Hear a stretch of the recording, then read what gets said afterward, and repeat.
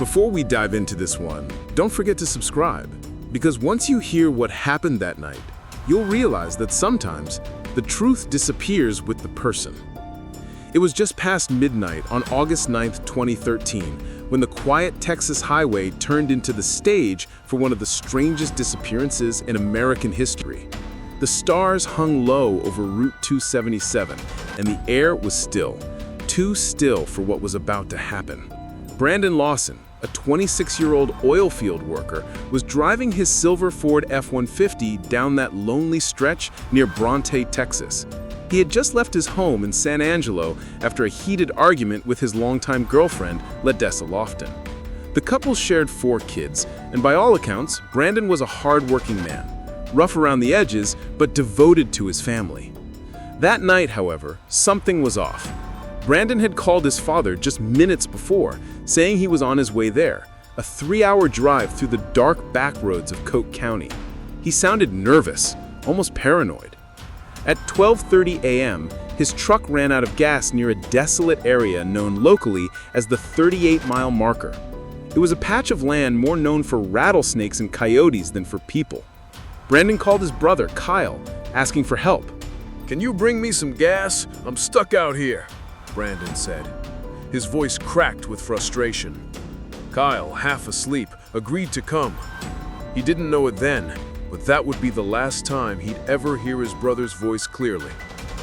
When Kyle arrived about 45 minutes later, Brandon's truck was there, lights still on, driver's door slightly open, but Brandon was gone.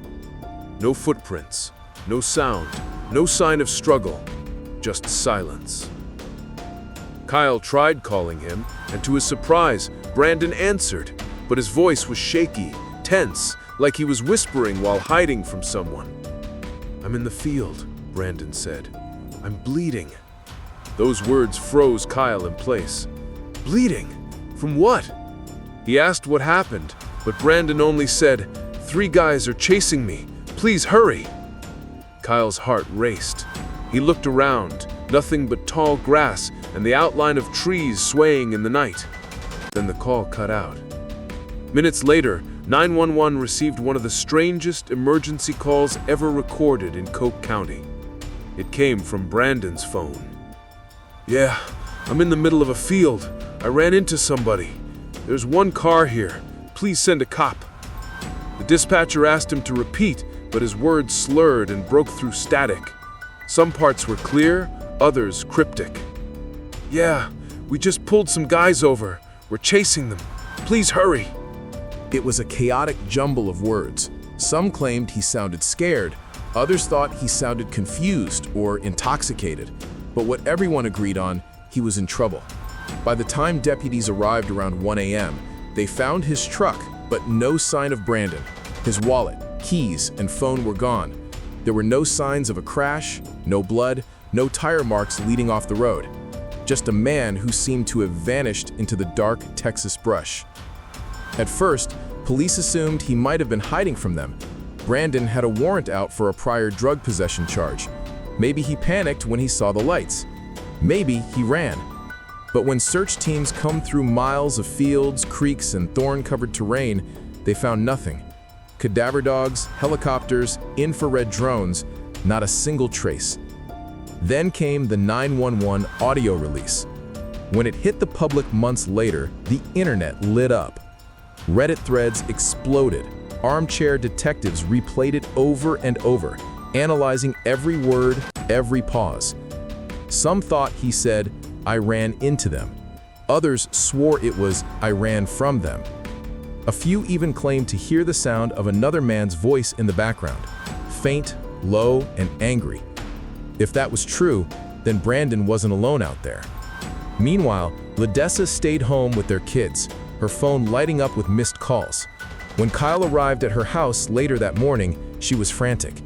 "Where is he?" she asked, shaking. He wouldn't just leave. She was right. Brandon had a reputation for impulsive decisions, but not for vanishing. His father told reporters Brandon may have made mistakes, but he always came home. The investigation dragged on. Deputies interviewed locals, truckers, anyone who might have seen him that night. One farmer reported hearing someone yelling for help around 1:30 a.m., but when he went outside, he saw nothing but fog drifting through his fields. Still, one fact haunted everyone. The area where Brandon disappeared was flat, open, and unforgiving. In August heat, even a few hours could be deadly without water. Yet search teams found no trace, not a shoe, not a shirt, not a drop of blood. Then, something strange happened. 2 weeks after the disappearance, Ledessa got a voicemail from an unknown number. It was only static, but under the hiss, a faint male voice whispered something that sounded like, "Help me." The police dismissed it as a prank, but Ledessa couldn't sleep after hearing it. She kept replaying it, her mind convincing her it was Brandon. Online, theories began to spiral. Was Brandon running from someone that night? Did he witness something he wasn't supposed to? Or did the desolate Texas plains hide something darker than anyone imagined? Then, a month later, an oil field worker came forward. He said he saw a man that night walking barefoot along the fence line near the highway, waving his arms as if to flag someone down. He thought it was just a drunk traveler until he saw the missing poster days later. But by then, it was too late. No follow-up sighting, no evidence. Just another dead end in a trail that seemed to disappear with the sunrise. Still, one question refused to fade. If Brandon Lawson truly ran into danger that night, who or what was he running from? Because when investigators reviewed the call logs, they discovered something chilling. In the minutes before his 911 call, Brandon had tried to call his brother, his girlfriend, his father, and even a neighbor. 5 calls in less than 10 minutes. It was as if he knew time was running out. And then, the signal went dead. But a month later, when a rancher decided to check his land near the Colorado River Basin, just a few miles from where Brandon's truck had been found, he noticed something unusual. A blue piece of fabric snagged in the thorns. It looked torn, sun-faded, and the sheriff's report would later confirm it matched the shirt Brandon wore the night he disappeared. The sun was already high over Coke County when the sheriff's office arrived at the ranch where the blue shirt had been found. The dry wind carried the smell of dust and wild grass, and the air shimmered in the August heat. Deputy Neil Carter stepped out of his cruiser, the gravel crunching under his boots. He squinted toward the fence line, where the rancher, a man named Clint Hollis, waited beside a patch of twisted barbed wire. "There," Clint said, pointing. "Found it, tangled up this morning. Thought it might belong to that missing fella, Lawson, right?" The fabric hung limp from the metal, faded by sun and wind. It matched the color in the missing poster, a once bright blue, now bleached to pale denim. Carter radioed it in. Within the hour, crime scene tape fluttered in the wind, marking off a 30-foot area of dirt, weeds, and silence. No blood, no tracks, no signs of a struggle, just a shirt. But something about the scene felt wrong. The shirt was torn down the side, not like it had snagged on the fence, but as if someone had ripped it off in a hurry. By late afternoon, a small team from the Texas Rangers arrived to assist. The lead investigator, Ranger Lucas Hill, had a reputation for chasing ghosts, cold cases that never warmed up again. He crouched by the fence and studied the torn fabric. "This wasn't here long," he muttered. "It's been moved." Carter frowned. Moved by who? Hill didn't answer. He just stood, scanning the horizon, a flat ocean of grass stretching endlessly in every direction. Somewhere out there, he thought, was the answer. That night, he pulled the 911 audio again. He'd listened to it a dozen times already, but the words still refused to make sense. "Yeah, I'm in the middle of a field.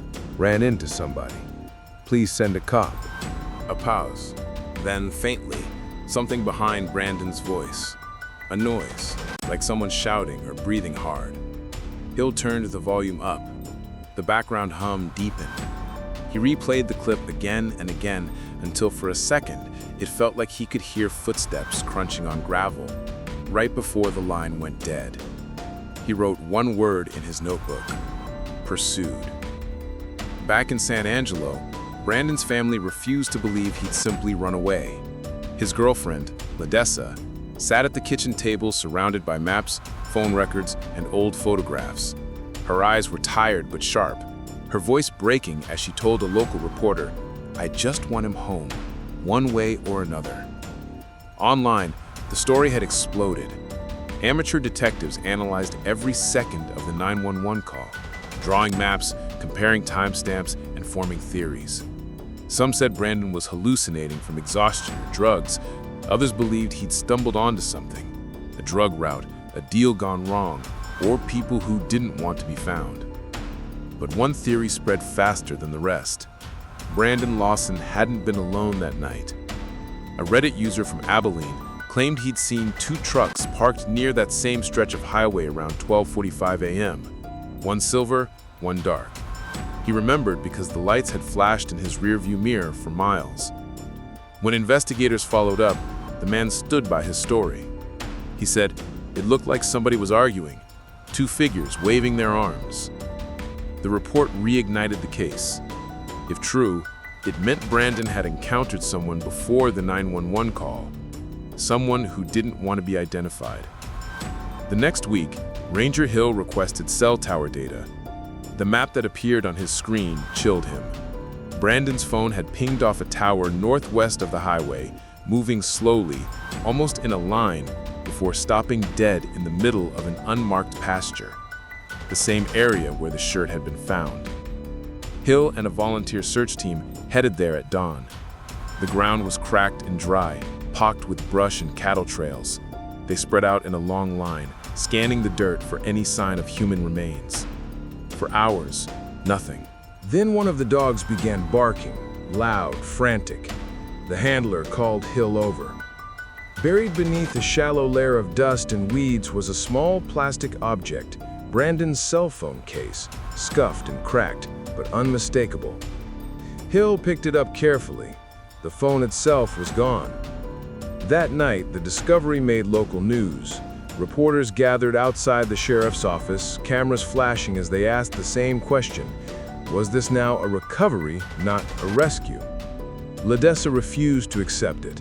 "They didn't find him," she said firmly. "That means he's still out there." But behind closed doors, even Kyle was losing hope. He'd replayed that call from his brother so many times, the words haunted his dreams. "I'm bleeding. 3 guys are after me." Who were they? And why? When deputies had combed that area within an hour of the call, had they seen no one? A week later, a new lead surfaced. A drifter arrested 2 counties away claimed he'd seen Brandon that night. "Yeah," the man told deputies. "He came running out of the dark near the highway. Said he needed a ride, said someone was after him." The deputies leaned in. "Did you give him one?" The man grinned, his teeth stained yellow. "No, I kept driving." He passed a polygraph. Ranger Hill knew the story was probably real, but it made things worse. It confirmed Brandon had been alive, running, terrified, long after the 911 call ended. But from who? The terrain out there was known for more than snakes and dirt. It was a corridor for illegal drug movement between counties, a place where headlights sometimes meant danger. Hill kept that thought quiet.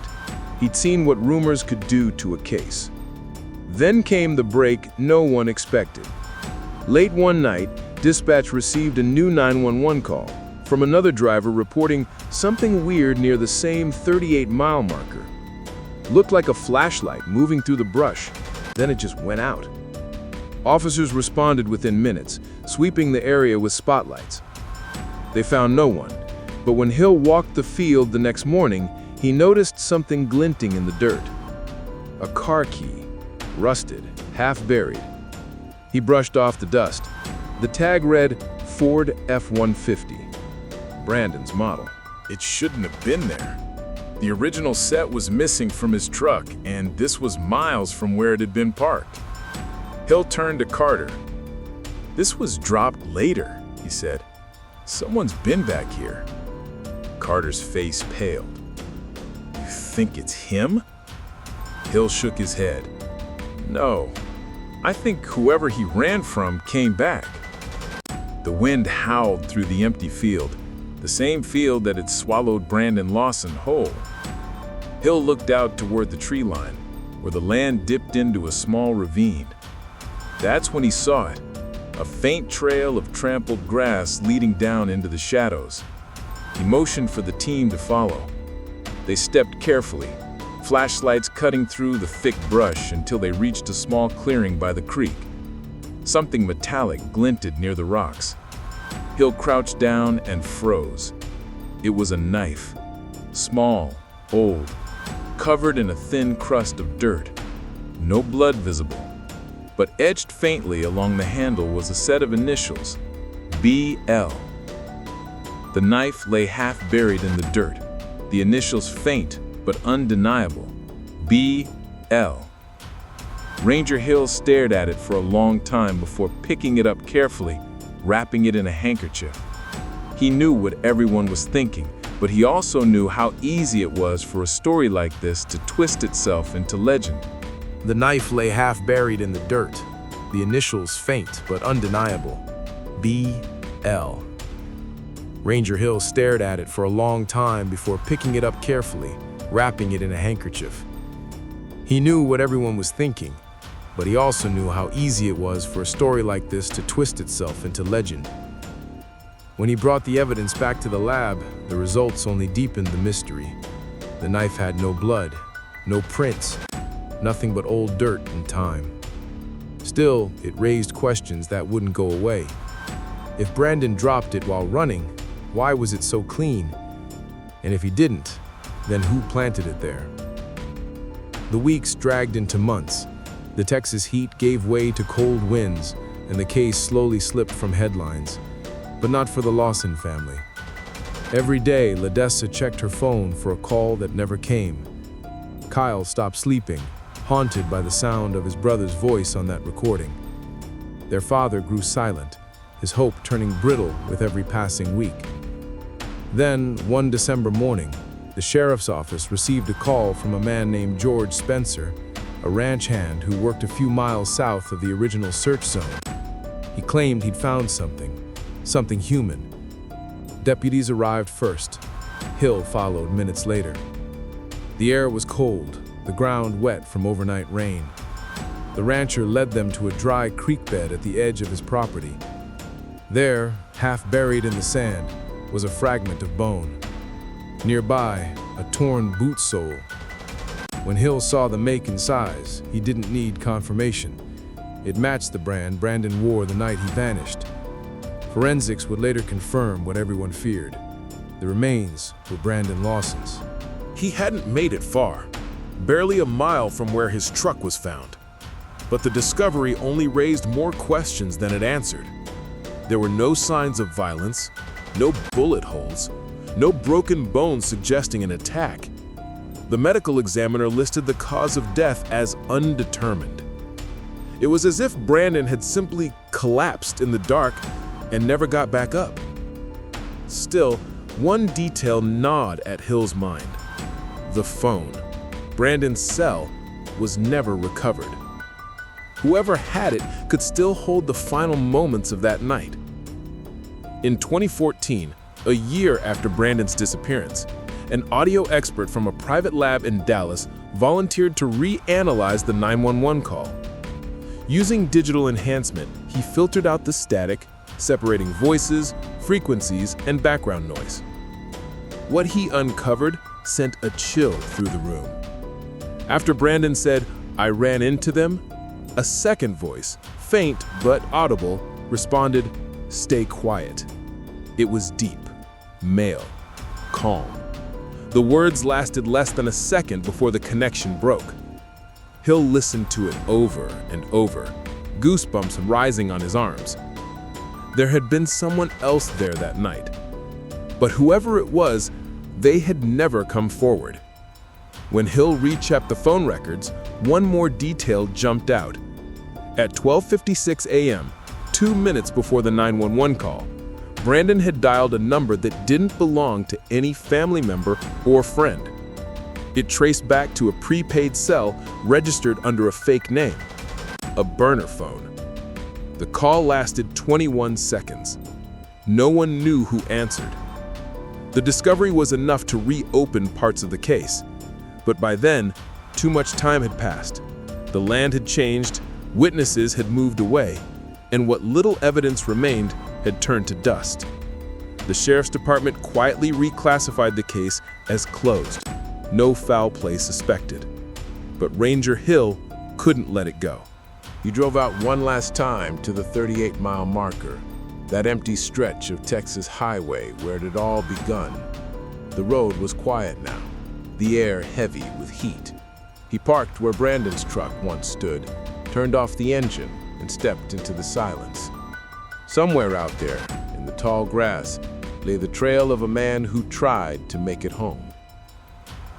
Hill looked out at the horizon, the sun sinking red behind the hills. He could almost hear Brandon's voice from that call, panicked, desperate, human. Please send a cop. He thought about the theories, the drug deal rumors, the chase, the supposed 3 men in the field. But in the end, one possibility felt heavier than all the rest. Maybe Brandon wasn't running from anyone. He was running for help, injured, delirious, lost in the black expanse of the Texas wild. The evidence could fit. The fear in his voice, the confusion, the hallucinated them. A tragic cocktail of exhaustion, heat, and panic. But then again, the second voice still haunted the recording. 2 years later, a local reporter named Megan Drew revisited the story for a true crime podcast. She met with the Lawson family, listened to the tapes, walked the same highway. When she aired the final episode, she ended with a quote from Ledessa.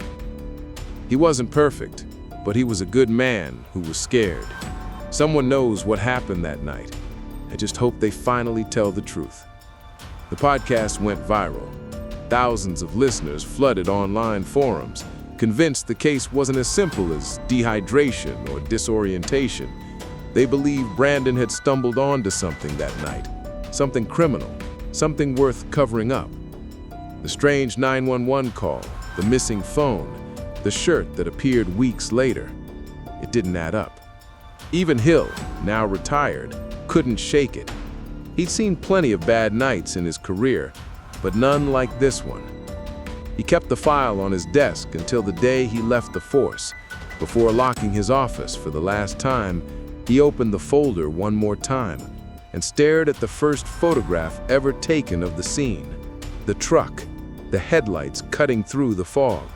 In the corner of that image, barely visible under magnification, was a faint shape, a shadow, tall and thin, standing by the fence line. He'd never noticed it before.